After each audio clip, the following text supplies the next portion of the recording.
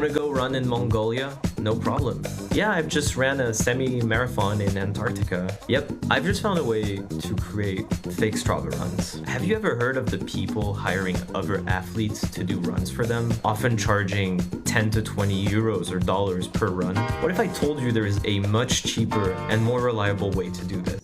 Introducing fakemy. Well, you know those people who go for a run then immediately have to post and share all the details? I don't because I'm not a runner, but this is a big deal. So augmented reality developer Arthur Buffard built a website that allows anyone to create and post a run, whether they did it or not. It's called fakemy.run. And Arthur joins us this morning. Hey, Arthur. Hey, how's it going? So to be clear, there's these apps where people, like Strava, I guess it's called, where people get really competitive and post these routes, and then they're not really doing them? Tell people what you mean. Yeah, so there's been a lot of people hiring other athletes to do runs for them. And I didn't know this was a thing until a couple of weeks ago. But basically, people charge up to $20 for a couple of miles.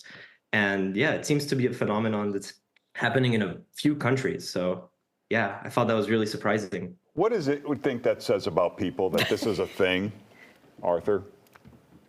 I think a lot of people do this for the wrong reasons. They go running because they want to share it as a social media status. They want to show others that they did it, but they actually don't do it for the love of the sport, which I think is the most important reason. So and you actually are a runner. So you saw this loophole, and tell us, people can create a fake run route just to kind of spoof the people that are doing this posting? Is that the idea? Yeah, basically, yeah. So there's been a surprising amount of people that have ended up using this service, and the whole idea is that, yeah, you can create these fake activities and you can share them to your network. And yeah, that's kind of as a way to impress others.